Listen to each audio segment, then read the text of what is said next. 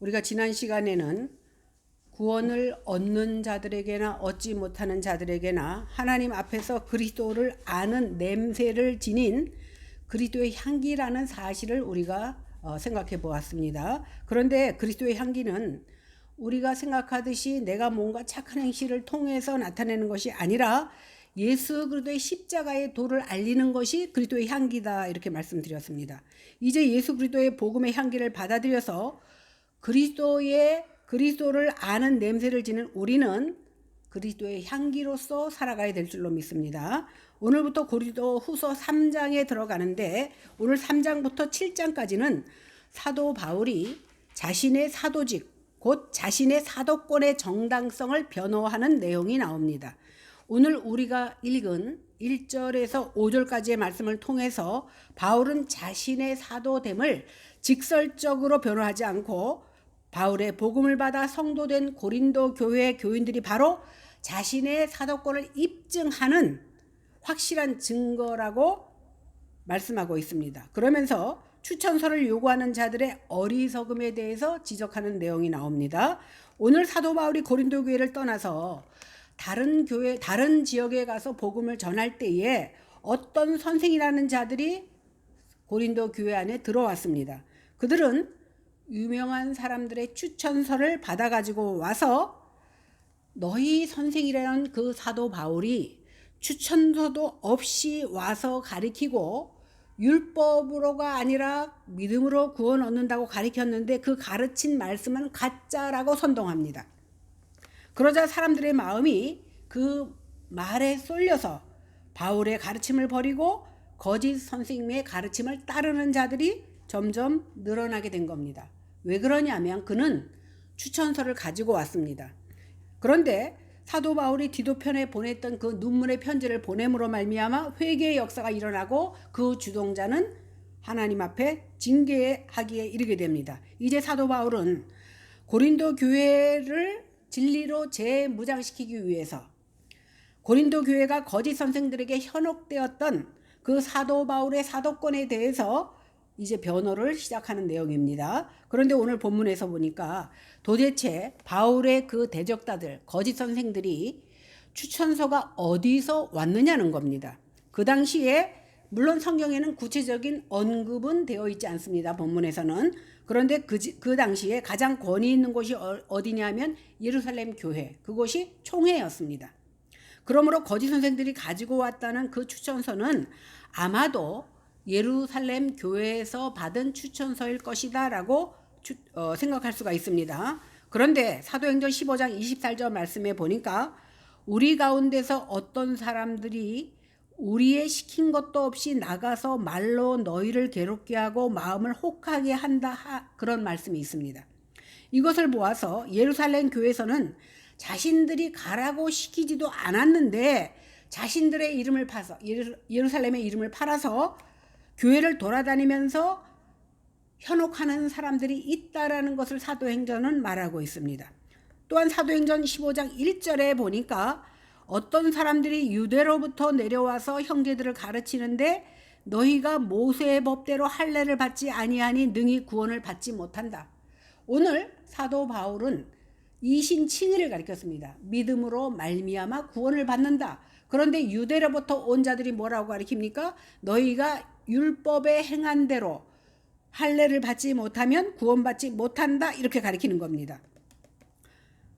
이런 말씀을 볼 때 이들은 예루살렘 교회에서 보냈는지 안 보냈는지는 모르지만 보내지 않았음에도 불구하고 스스로 예루살렘 교회에서 받았다라는 추천서를 가지고 와서 다른 복음을 전한 겁니다. 그런데 고린도 교회 교인들은 예루살렘 교회에서 보낸 그 추천서를 보니까 정말 신뢰가 될 만해서 그 말에 미혹되어서 많은 사람들이 그 사람을 따르게 된 겁니다.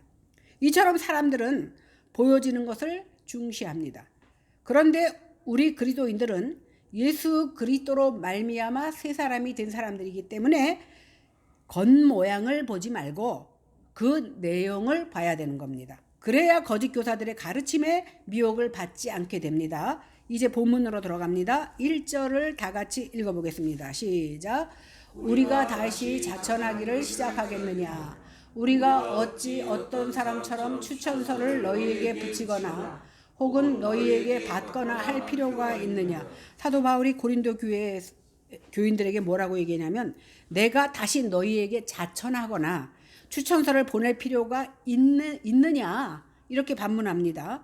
여기 추천서의 헬라어는 시스타티콘 에피스톨론이라고 하는데 이 말은 함께 보는 확증하는 그 문서를 말합니다. 바울 역시 당시에는 교사들이 순회를 했기 때문에 그 추천서 자체를 발급하는 것에 대해서 말하고 있지 않습니다. 부인하지 않습니다. 왜 그러냐면 사도 바울 역시도 디모데나 디도를 보낼 때에 추천서를 써서 보냈습니다. 그러나 사도 바울은 고린도에 와서 복음을 전했고 그 복음의 진리의 교회를 세워서 1년 반 동안 그들과 함께 동고동락하며 목회를 했습니다. 그런 자신에게 이제 와서 추천서를 달라고 하는 것은 합당치 않다 이렇게 말하고 있는 겁니다. 2절 보겠습니다. 시작. 너희는 우리의 편지라 우리 마음에 썼고 못 사람이 알고 읽는 바라. 추천서 그러면 우리가 보통 종이에다 씁니다. 이 종이에다 쓴 추천서는 오래되면 바랠 수도 있고 분실될 수도 있습니다. 그러나 마음에 새긴 추천서는 절대로 사라지지 않습니다. 여기 마음이라고 하는 헬라어 카르디아는 심장 또는 생명을 의미하기도 합니다. 그러니까 추천서를 받았다고 해서 참된 사도가 되는 것이 아니고 자기 심장으로 생명을 걸고 추천서를 쓸 수 있는 사람이 참된 사도다 이렇게 말하고 있는 겁니다. 그러니까 겉으로 보여지는 것을 보고 인정하기보다는 자기 마음을 다하여 주님을 섬기듯 성도를 사랑하는 것이 바로 그 자체가 추천서가 된다라는 겁니다. 그러면서 바울은 너희가 바로 우리의 편지다 이렇게 말합니다. 여기 편지의 헬라어로 에피스톨레 이렇게 말하는데 아까 추천서를 뭐라고 그랬냐면 시스타티콘 에피스콜론 이렇게 말했습니다. 이 편지란 말은 사실은 그 추천서를 줄여서 말한 겁니다. 그러니까 결국은 이 편지는 똑같은 의미를 가지고 있습니다. 추천서라는 것과. 그러니까 너희 고린도 교인들이 바로 우리의 추천서가 된다라는, 너희는 우리의 편지다 그랬으니까 너희가 우리의 추천서다 이렇게 말하고 있는 겁니다. 종이로 쓴 추천서는 얼마든지 위조도 할 수 있습니다. 그런데 복음을 받아 교회를 이룬 고린도 교회, 바로 너희가 위조할 수 없는 나의 추천서다 이렇게 말하고 있는 겁니다. 거짓 교사들이 진짜 예루살렘에서 썼는지 안 썼는지도 모르는 그런 추천서를 들고 와서 자기를 증명하려고 했지만 사도 바울은 자신의 사도됨의 증거가 바로 고린도 교회의 성도들 바로 너희들이다 이렇게 말하고 있는 겁니다. 너희들이 복음을 모르고 이 음탕한 도시에서 이방의 풍습을 따라 썩어져가는 구습을 쫓아 살다가 내가 전한 복음을 들고 새 사람을 입게 되지 않았느냐. 정말로 바울은 목숨을 걸고 고린도 교회를 세웠고 정성을 다해서 양육했습니다. 그를 통해 성도들이 불어났고 은사를 체험하고 많은 사람이 변화된 삶을 살게 되었습니다. 이 모든 것이 바울과 동역자들의 마음에 새겨졌고 모든 사람들이, 그러니까 믿지 않는 모든 사람들도 저들이 교회에 나가서 저렇게 변화되었구나라는 것을 보았다라는 겁니다. 저들은 종이에 쓴 추천서를 가지고 왔지만 바울은 자신과 동역자들의 마음판에 새긴 기록된 추천서, 다시 말해서 무사람들, 안 믿는 사람들의 눈에도 각인된 너희들이 바로 나의 추천서다 이렇게 말하고 있는 겁니다. 저도 사실 부교육자로 서류를 낼 때 추천서는요 기본이에요. 그러다 보니까 우리가 추천서를 뭐 아무한테나 써달리지 않아요. 동료 목사한테 안 써달랍니다. 저도 보면 총장님이나 아주 그 명망 있는 교수님들한테 추천서를 써서 냈습니다. 그런데 아무리 추천서가 유명한 목사의 것을 냈다 할지라도 저를 보고 뽑아야지, 그 추천한 사람을 보고 뽑는다는 것은 결국 굉장히 허술한 거거든요. 가서 일할 사람은 그분이 아니라 저기 때문에 저의 이력을 보고 그 스펙을 보고 뽑게 되는 겁니다. 더군다나 이렇게 종이로 된 추천서는 추천서를 내가 제출하면 제출한 사람만 볼 수 있습니다. 그러나 영적으로 불무지였던 고린도 교회에 복음을 뿌리고 이제는 예수님으로 변화받아서 구별된 너희 고린도 교인들은 사람들이 다 볼 수 있는 추천서가 되었다라는 겁니다. 고린도 지역은 우리가 고린도 전서에서 보았듯이 타락하고 죄악이 만연된 곳이었습니다. 그러다 보니까 많은 사람들이 죄를 지으면서도 그것이 죄인 줄도 모르고 죄를 짓고 살았던 겁니다. 이곳에 바울이 전한 복음을 듣고 돌아온 자들이 바로 고린도 교회 교인들입니다. 그런데 우리가 고린도 전서를 공부하면서 알았듯이 교회 안에 이방신들을 섬기다가 갑자기 예수를 믿고 1년 반 만에 사도 바울은 다른 곳으로 갔습니다. 그 사이에 그들은 여러 가지 교회의 문제들이 발생했습니다. 그럼에도 불구하고 바울이 전한 복음, 그것으로 인해서 그들은 생명의 냄새를 맡았다라는 사실입니다. 우리가 지난주에 보았던 대로 그리스도의 향기는 어떤 사람들에게는 생명의 냄새로, 어떤 사람에게는 사망의 냄새로 나게 되어 있다고 말씀드렸습니다. 그런데 고린도 지역의 사람들은 바울이 전한 복음을 듣고 무슨 냄새를 맡았어요? 생명의 냄새를 맡았습니다. 그래서 변화된 삶을 살고 그랬듯이 주변 사람들이 내가 추천서를 내면 그 사람이 그 추천서를 보는 것과 마찬가지로 너희가 그들에게 편지가 되었고 그들에게 눈에 보여지는 추천서가 되었다라는 것을 말하고 있는 겁니다. 이것이 바로 그리스도의 향기로운 삶을 사는 것입니다. 오늘날도 예수 믿는 사람들은 세상에서 향기요 편지가 되어야 됩니다. 우리를 보고 예수 그리스도가 증거되어야 됩니다. 세상 사람들이 우리가 세상 사람들이 좋아하는 것들을 같이 좋아하고 하자는 대로 하면 좋아합니다. 누구라도. 그러나 이 세상에 속한 것들이 죄악이고 썩어지고 더럽혀지고 쇠하고 멸망받을 것이라고 말하면서 땅의 것을 생각하지 말고 너도 하늘을 바라보고 나와 함께 예수 믿자고 하면 생명의 냄새를 받는 자는 좋아하겠지만 사망의 냄새를 받는 자들은 오히려 그렇게 말하는 나를 싫어할 겁니다. 그럴지라도 성도는 세상의 복음을 전하는 사람이 되어야만 하는 겁니다. 우리가 복음을 전하면 어떤 사람에게는 사망의 냄새가 날 것이며 어떤 사람에게는 생명의 냄새가 나게 될 것입니다. 그렇기 때문에 교회란 모든 사람을 다 좋게 할 수 없어요. 오히려 사망의 냄새가 더 많이 납니다. 우리가 그것을 어떻게 알 수 있습니까? 복음을 전하다 보면 마치 기다렸다는 식으로 복음을 아멘하며 받아들이는 사람은 거의 없습니다. 대부분의 사람들이 복음을 전할 때에 싫어하고 회피하고 오히려 핍박합니다. 이런 것을 통해서 교회는 사람들에게 칭찬받는 장소가 아니라 오히려 따돌림을 받고 핍박을 받고 욕을 먹는 장소가 바로 교회입니다. 그러나 오직 생명을 얻는 자들에게는 이것이 생명의 냄새를 풍겨서 생명을 얻지 못할 자들에게는 사망의 냄새가 풍겨진.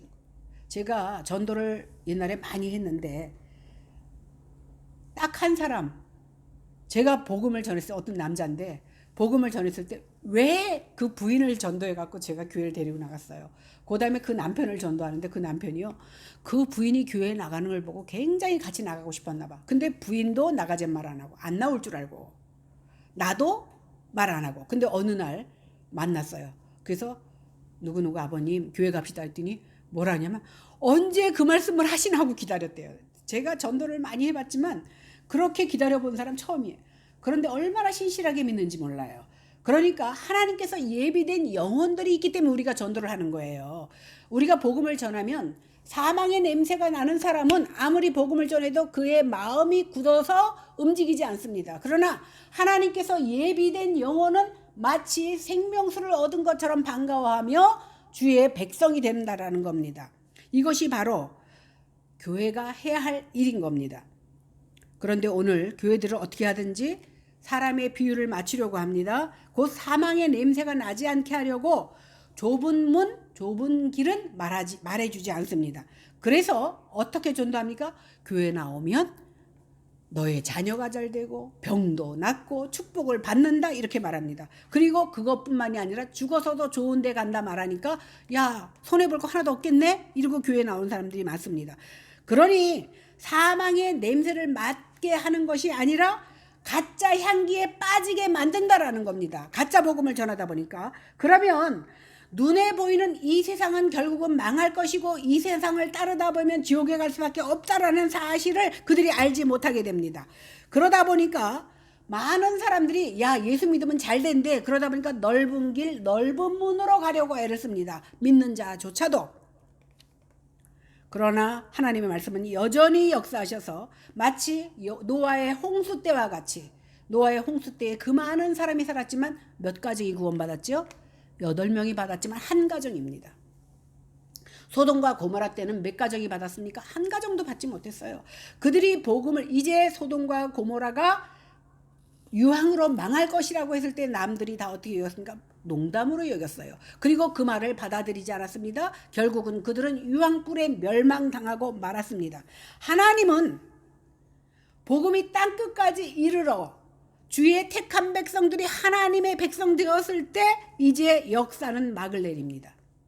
막을 내리면 더 이상 누구에게도 기회는 다시 오지 않습니다. 이처럼 복음은 생명의 냄새와 사망의 냄새를 동시에 나게 만든 겁니다. 그런데 우리 성도들은 욕을 먹을지라도 이러한 사실을 전하며 살고 있다면 바로 우리가 그리스도의 편지의 역할을 하고 있다라는 사실입니다. 3절을 보겠습니다. 시작. 너희는 우리로 말미암아 나타난 그리스도의 편지니 이는 먹으로 쓴 것이 아니요 오직 살아있는 하나님의 영으로 쓴 것이며 또 돌판에 쓴 것이 아니요 오직 육의 마음판에 쓴 거지. 오늘 2절에 보니까 너희가 우리의 편지다 이렇게 말했는데 오늘 3절에서는 너희가 그리스도의 편지다 이렇게 말하고 있습니다. 너희가 나를 위한 예수님의 추천서다 이렇게 말하고 있는 겁니다. 그런데 그 추천서가 바로 우리로 말미암았다는 겁니다. 여기서 우리로 말미암아 나타났다라는 헬라어 디아크네오는 시중든다, 여기서 나타난다라고 표현했지만 시중든다라는 뜻을 가지고 있는데, 사도 바울은 자기가 사역을 할 때 어떤 생각을 가지고 했냐면 예수님께 시종드는 일이 바로 사역이다라고 생각하고 했다라는 겁니다. 그러니까 예수님께 시중을 들었더니 예수님께서 너희를 교회로 세워주셔서 나를 위한 예수님의 추천서가 되게 만들었다 이렇게 말하고 있는 겁니다. 사도 바울의 도구가 되어서 전한 복음을 듣고서 믿는 자들이 나왔다는 것이 바로 사도 바울이 사도임을 증거하는 것임과 동시에 너희의 편지가 된다라는 것입니다. 그러니 다른 추천서가 필요 없습니다. 왜? 너희가 편지요, 너희가 추천서기 때문에 사도 바울은 다른 추천서가 필요가 없는 것입니다. 결국 사도 바울의 궁극적인 추천서는 누굽니까? 그리스도입니다. 그리스도로 말미암아 그리스도 신자된 자들이 그들에게 나타났지만 결국은 그리스도가 궁극적인 추천자가 된다는 겁니다.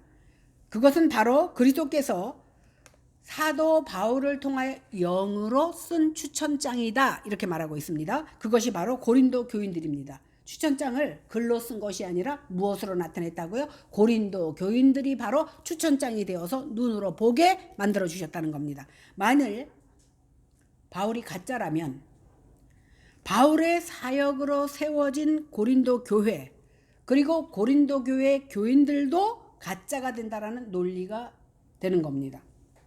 또한 바울 사도는 먹으로 쓴 추천서와 살아계신 영으로 된 것을 다시 한번 대비하면서 돌판과 마음판에 새긴 것을 말하고 있습니다. 거짓 선생들이 가지고 온 추천서는 먹으로 쓴 것이지만 사도 바울이 복음을 전하여 복음을 믿는 자들에게 나온 것은 살아계신 하나님의 영으로 쓴 추천서다. 오늘 이것을 말하고 있습니다.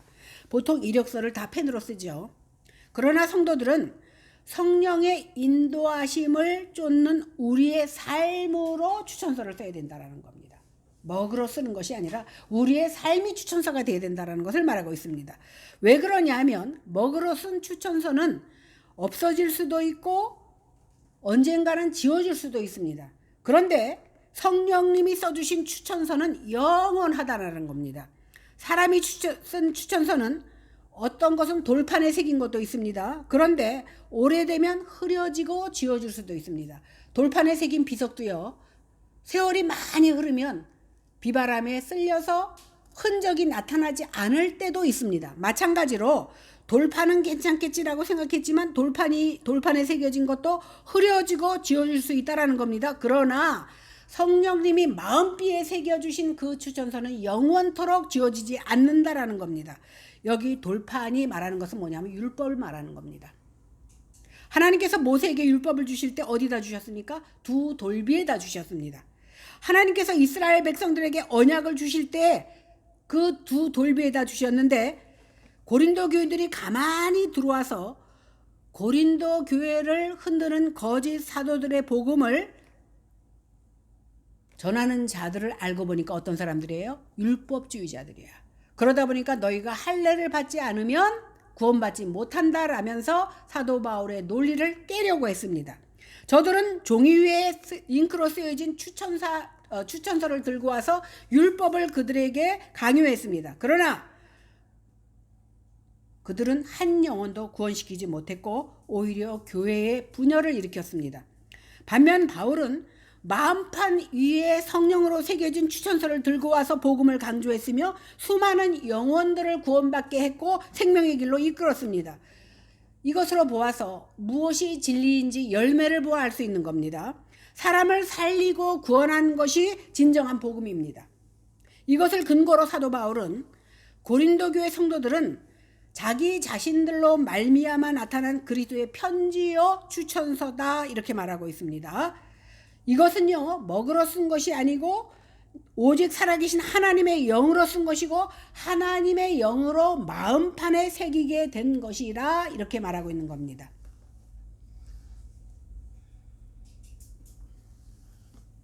이것이 새 언약의 방법입니다.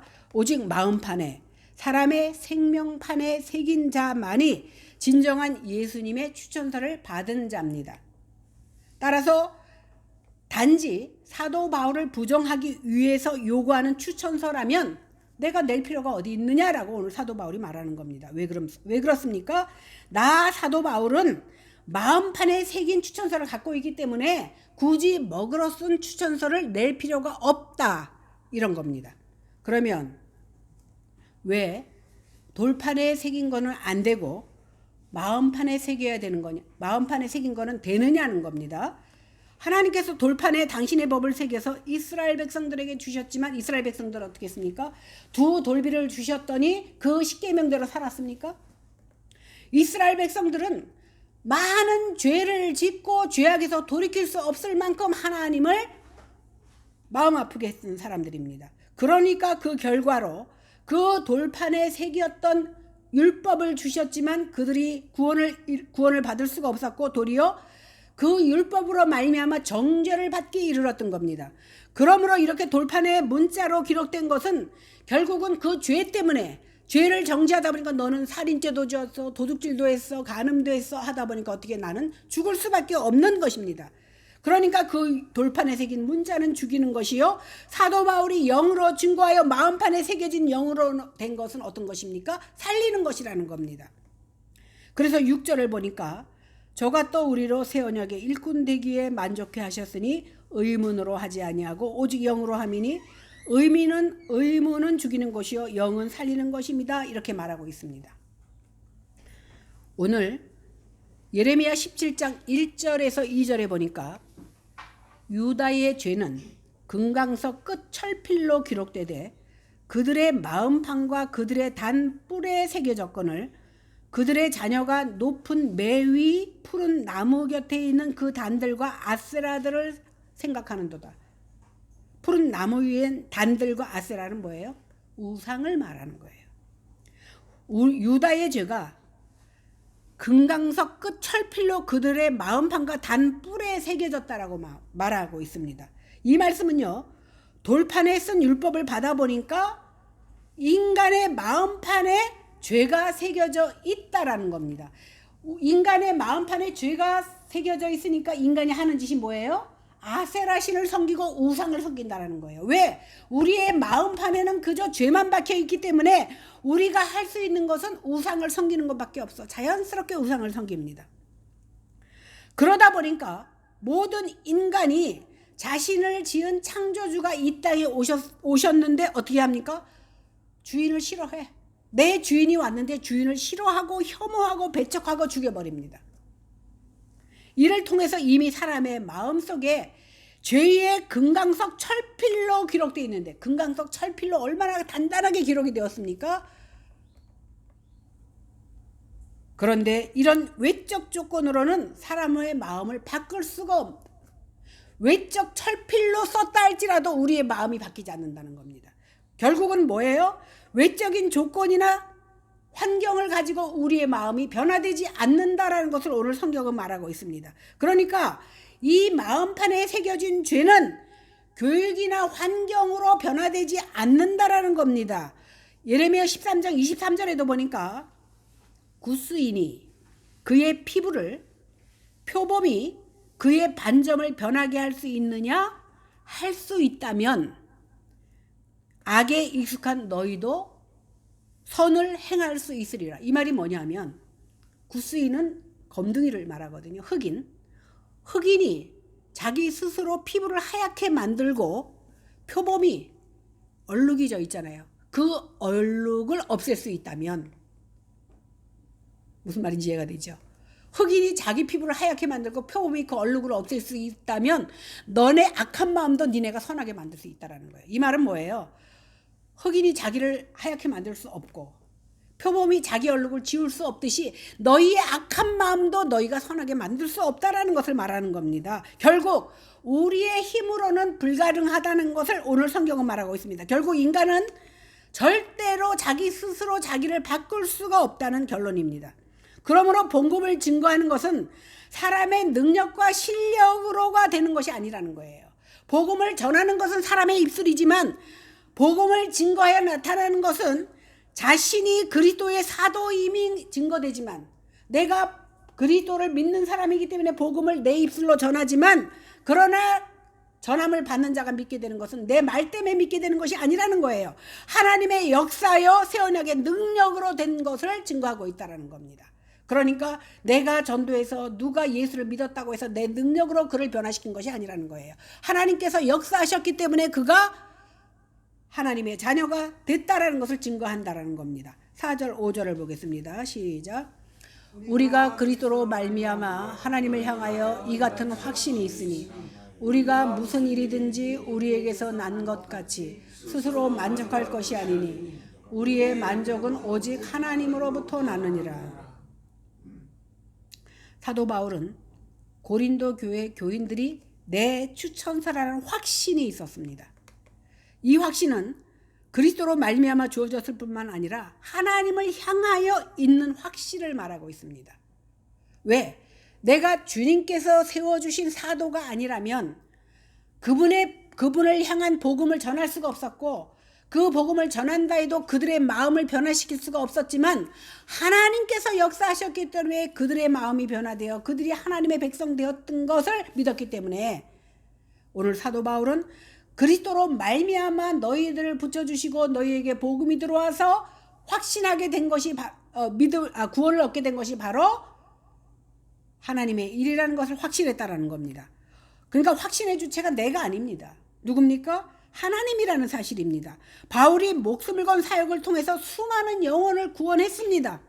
그럼에도 바울은 결코 자기가 영광을 취하지 않았습니다.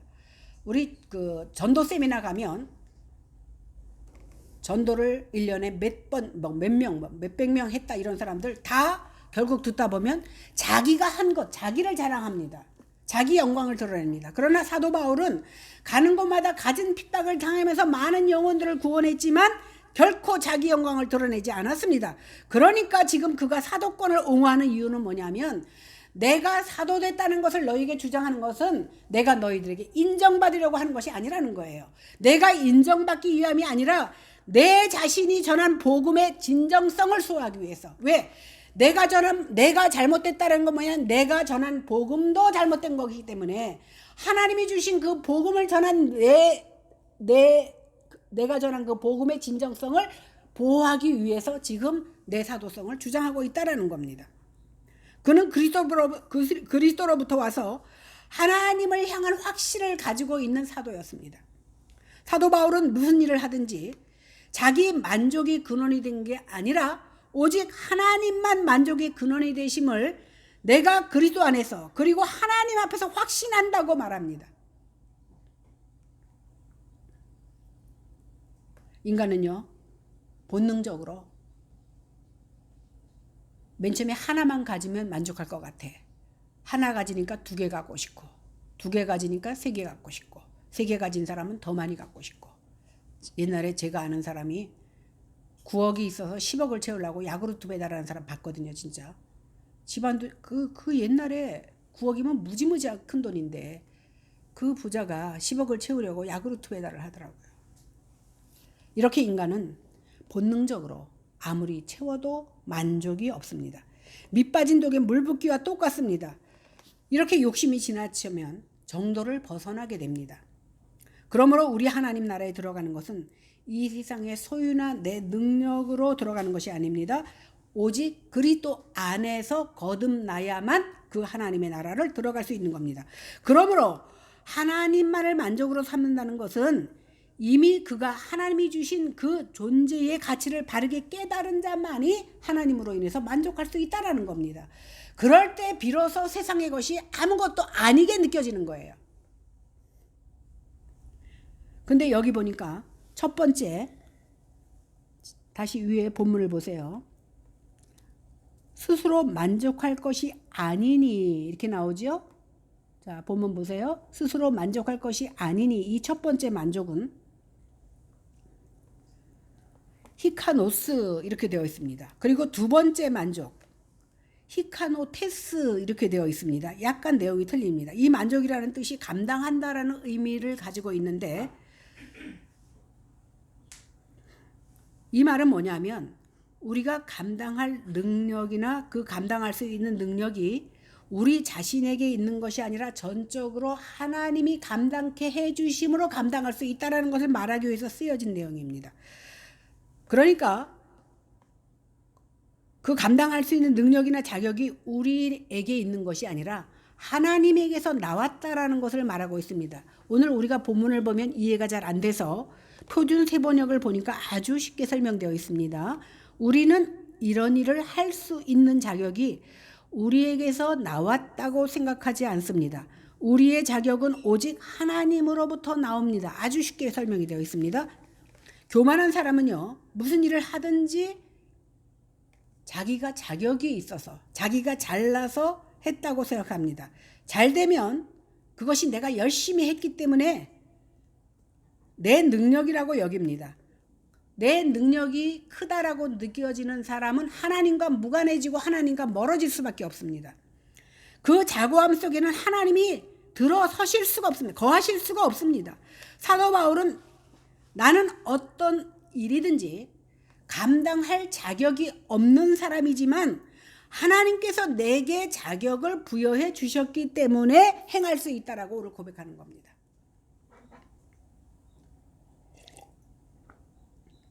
자격을 부여해 주신 하나님께서 내게 능력도 주시기 때문에 내가 감당할 수 있다라는 겁니다. 그리스도 안에서 하나님 앞에 나를 세워두면, 여러분, 내가 그리스도 앞에 하나님 앞에 서 있다고 생각해 보십시오. 그러면 나는 아무것도 할 수 없는 그저 죄인에 불과한 사람입니다. 그러나 하나님께서 자격을 주시고 감당할 수 있는 능력을 공급해 주셔서 바울이 행할 수 있게 해 주셨기 때문에 그 결과에 대해서 만족한다는 거예요. 그러니까 자기가 했으면 만족할 수 없지만 내게 능력을 주신 자의 도구로만 내가 사용되었기 때문에 내가 만족할 수 있다라고 말하는 겁니다. 여기 두 번째, 우리의 만족은에서 이 만족은요, 두 번째 만족은 충분, 능력, 자격 이런 단어의 의미를 가지고 있습니다. 그러니까 나는 약하지만 하나님께서 모든 것에 충분하시기 때문에 그 하나님으로 인해서 바울이 만족할 수 있다라는 것을 다시금 설명하고 있는 겁니다. 그러니까 그분 안에서는 감당하지 못할 일이 없어지는 거예요. 왜? 나 때문이 아니라, 내가 하는 것이 아니라 그분이 하시기 때문에. 하나님께서 바울을 통해서 인간으로서는 도무지 할 수 없는 능력을 나타내 주셨습니다. 바울뿐만이 아니라 중국에서도 그렇고 선교지에서 복음이 들어가기 전에 하나님께서는 많은 기적과 기사를 나타냅니다. 그 정도 되면 맨 처음에는 하나님께서 나에게 능력을 주셨구나라고 생각하지만 이것이 반복되면 어떻게 생각돼요? 자기 마음속에 자고함이 들어갑니다. 그러면 자기 만족에 빠질 수 있습니다. 그러나 사도 바울은 결단코 자기 만족에 빠지지 않았습니다. 자신이 행하는 모든 일과 능력의 원천이 자기에서 나온 것이 아니라 하나님에게서 나왔다는 것을 너무나 잘 알고 있기 때문입니다. 그의 만족은 하나님으로부터 나온 만족이었고 하나님께서 그와 함께 하신다는 만족이었고 하나님께서 그에게 붙여주신 백성을 사랑하신다는 만족인 겁니다. 인간에게는 스스로 자족할 만한 어떤 능력이나 지혜가 없습니다. 인간은 그저 죄악되고 무능한 존재입니다. 그러나 오늘 많은 그리스도인들이 자기 만족에 빠져서 자고하다 보니까 하나님 앞에 무례하게 행하는 겁니다. 하나님 없어도 내가 할 수 있어요. 이 정도는 내가 할 수 있으니까 하나님 바쁘시잖아요. 그냥 보고만 계세요. 이것이 바로 자고요, 자만입니다. 이것이 바로 무례입니다. 그러나 사도 바울은 자신의 연약함 속에서 그리스도가 강하게 됨을 알았기 때문에 그래서 그는 뭐라고 설명했지요? 나의 약함을 자랑한다 그랬어. 왜? 내가 약할 때 비로소 주님께서 일하시기 때문에 내가 약함을 자랑하는 거야. 내가 뭔가 잘한다고 생각하면 내가 해버려. 어떤 인간이나 다 그렇습니다. 그러나 나는 아무것도 할 수 없기 때문에 내려놓고 누구를 의지합니까? 하나님을 의지합니다.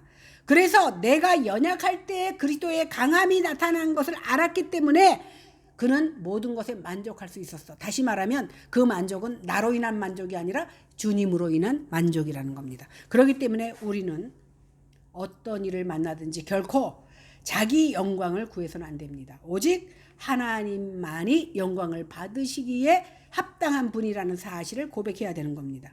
이 시간 우리는 성령 하나님께서 우리에게 은혜 주셔야 이 말씀을 깨달을 수 있습니다. 우리가 나의 외적인 만족의 마음을 빼앗기지 않으려면 성령 하나님께서 끊임없이 나와 동행해 주셔야 합니다. 그래서 인도하시는 주님으로 인해서 나도 사도 바울과 같이 나 때문이 아니라 내 안에 계신 주님 때문에 만족하는 삶을 살 수 있게 되는 겁니다. 이렇게 삶을 드릴 때에 우리는 비로소 그리스도의 편지가 된다라는 사실입니다. 이러한 모습으로 우리가 삶에서 편지의 모습으로 삶을 드리는 저와 여러분들이 되기를 주님의 이름으로 간절히 축원합니다. 기도하겠습니다. 하나님, 연약한 저희들에게 귀한 말씀 주심을 감사합니다. 그러나 복음이 전해질 때에 어떤 이에게는 생명으로 어떤 이에게는 사망으로 연결되는 것처럼 이 말씀이 우리가 지혜롭지 못하여 깨닫지 못한다 할지라도 이 말씀이 우리 가슴비의 생명의 말씀으로 심겨지게 하여 주시옵소서. 그래서 그 생명의 말씀으로 인하여 내 삶 가운데 그리스도가 나타나게 하시고 그리스도가 나타남으로 말미암아 그리스도의 편지요 추천장으로 삶을 드리는 저희들의 모습이 있게 하여 주시옵소서. 감사드리며 예수님 이름으로 간절히 기도했사옵나이다. 아멘.